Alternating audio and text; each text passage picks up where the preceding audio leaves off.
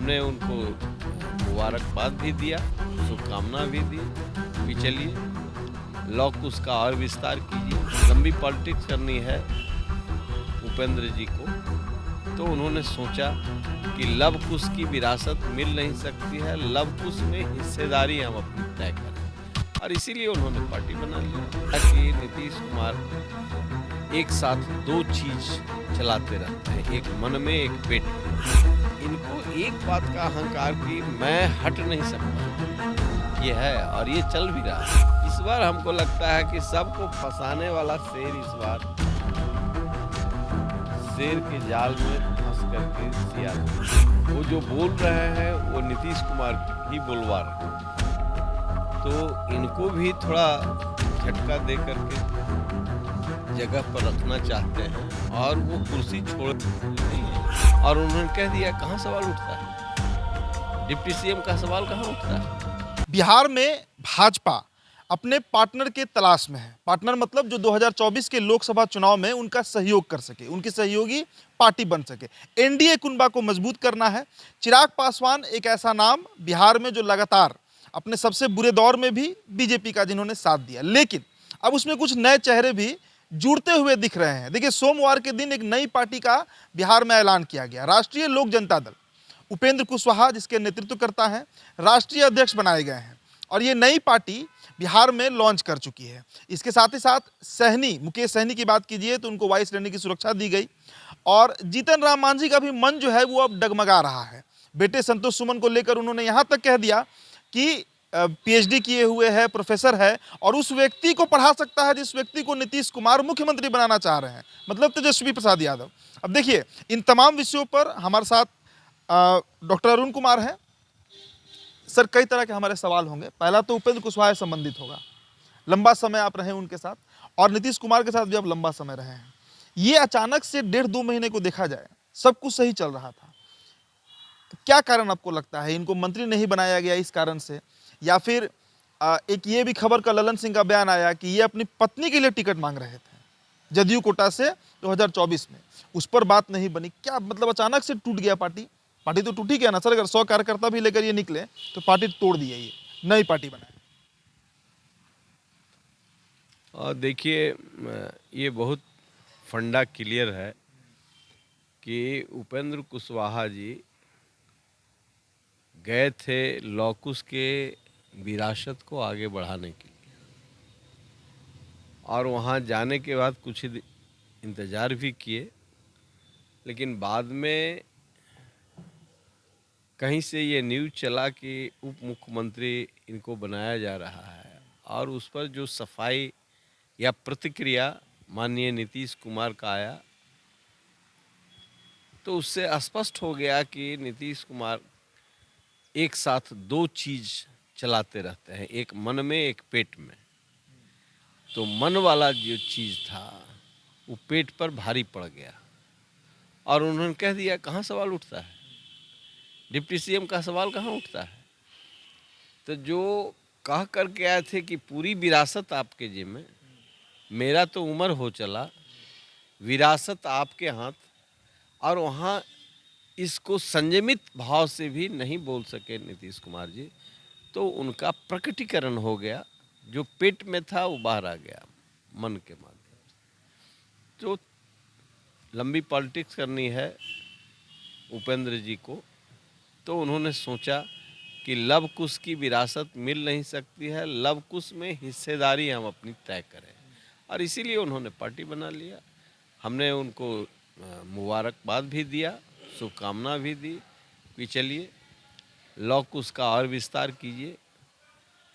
लवकुश का विस्तार होगा सर, या फिर जो कुश वोट है, जो क्वेरी वोट है, वो टूटेगा? क्योंकि नीतीश कुमार को भी तो ये समझ आ रहा होगा ना कि 17 सालों से वो जिस वोट कैडर के दम पर सत्ता में रहे, वो अगर टूट जा रहा है तो 24 में क्या हासिल हो जाएगा जेडीयू का? जेडीयू अब 24 में अपने सर्वाइवल की लड़ाई लड़ रहा है, ये बात तय है। लेकिन मैं पार्टी के दृष्टि से नहीं कर रहा हूँ, मैं एक व्यवहारिक जो आकलन है उसके दृष्टि से कर रहा हूँ कि नीतीश कुमार जी का पोल खुल गया, कंप्लीट एक्सपोज्ड हो गए हैं। अब तेजस्वी यादव के भी या उस जमात के भी, महागठबंधन के जमात के भी सामने बिल्कुल इनका चेहरा साफ हो गया। कभी कभी इतने मायावी हैं नीतीश कुमार कि इतना कोई साधु महात्मा को भी ये मांस खिलाना चाहें तो उस पर मांस पर ऐसा ऊपर से लपेटा दे देंगे कि वो समझेंगे कि कोहड़ा का सब्जी है और खा लेंगे। वैसे फंसाते हैं लोगों को और लोग फंस जाते हैं। हम भी एक बार फंसे हैं नीतीश कुमार के जाल में। तो सवाल अब ये नहीं है, जितने राजनीति लोग कर रहे हैं उनको इस बात को सोचना चाहिए कि नीतीश कुमार को हर हालत में जाना चाहिए। मैंडेट इनके पक्ष में नहीं था, लगातार मुख्यमंत्री हैं, पिछले बार ही मैंडेट इनके पक्ष में नहीं था और ज़बरदस्ती भारतीय जनता पार्टी ने क्यों अपना चादर ओढ़ा करके इनको आगे बढ़ाया। इनको एक बात का अहंकार कि मैं हट नहीं सकता हूँ, ये है और ये चल भी रहा है।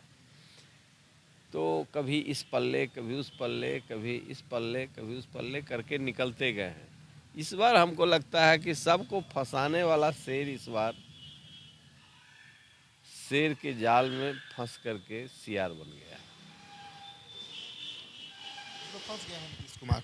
अच्छा, आप बोल रहे हैं सर कि हर बार ये व्यवस्था कर लेते हैं, सही बात है। 2005 में भी देख लीजिए या 2010 देख लिया जाए या 2015 या 20, 4 बार चुनाव हुआ, मैंडेट मिला एनडीए को, इनको कम सीट रहा, सीएम बनते रहे, तिकड़म से ही सीएम बनते रहे, बुद्धि से बनते रहे, लेकिन सीएम तो बने रहे। सर आपको लग रहा है कि अब जिस तरह तेजस्वी का नाम आगे चल रहा है कि तेजस्वी यादव को इन्होंने उत्तराधिकारी बना दिया, लेकिन उसी के खिलाफ में ललन सिंह बोल दिए कि 25 में कोई ज़रूरी नहीं है कि वो चेहरा बने, ये नहीं बोले, उनका कहने का मतलब था कि तब तय करेंगे।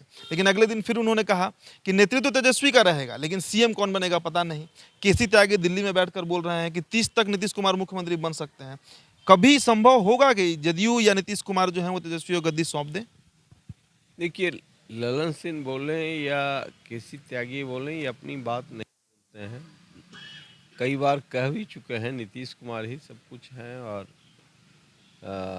वो जो बोल रहे हैं वो नीतीश कुमार ही बोलवा रहे हैं। तो इनको भी थोड़ा झटका दे करके जगह पर रखना चाहते हैं और वो कुर्सी छोड़ने वाले नहीं हैं। हाँ, कुर्सी छोड़ने वाले नहीं, ये तेजस्वी यादव को भी पता है, लेकिन उनके पास भी विकल्प क्या है? सत्ता में तो बने हुए हैं, ये खेल तो चल रहा है, इसलिए अल्टीमेट अभी चलेगी। कहीं कोई इशू पर ज़्यादा कंट्राडिक्शन होगा तो सरकार नहीं चलेगी और सरकार नहीं चलेगी तो हम समझते हैं कि कोई ऐसा स्पष्ट सरकार बहुमत का दिख नहीं रही है, इसलिए राष्ट्रपति शासन भी हो सकता है। बीजेपी साथ देगी इनका? आपको लगता है विनोद तावड़े के उस बयान के नहीं, हमको नहीं लगता है कि बीजेपी इनके पाप को गठरी जो बहुत दिन धोया अब माथे पर लेकर के बीजेपी चलेगी, ऐसा मुझे नहीं लगता है। अच्छा, उपेंद्र कुशवाहा, अंतिम सवाल है सर। उपेंद्र कुशवाहा अभी यात्रा करने जा रहे हैं, पूरे बिहार घूमेंगे, नमन यात्रा नाम दिए हैं, और जिस तरह का उनका रवैया है, आज नहीं तो कल एनडीए में शामिल हो जाएंगे। फायदा बीजेपी को मिलेगा इसका 2024 में? देखिए, उपेंद्र कुशवाहा के साथ भी एक बैंक वोट है, कैडर है और उनके पास भी एनडीए के अलावे कोई विकल्प है नहीं, तो निश्चित तौर से उसका फ़ायदा एनडीए को मिलेगा और एनडीए में वो जा चुके हैं। चलिए, तो कई तरह के हमने सवाल लिए। उपेंद्र कुशवाहा चूंकि इन दिनों चर्चा का विषय बने हुए हैं, पूरे बिहार की राजनीति में यात्रा शुरू करने जा रहे हैं। चंपारण से 28 फरवरी की तारीख उन्होंने तय की है। अमित शाह के साथ जो रैली होगी बिहार में, उसमें मंच भी साझा कर सकते हैं उपेंद्र कुशवाहा। फिलहाल इस चर्चा में इतना ही, बहुत बहुत शुक्रिया।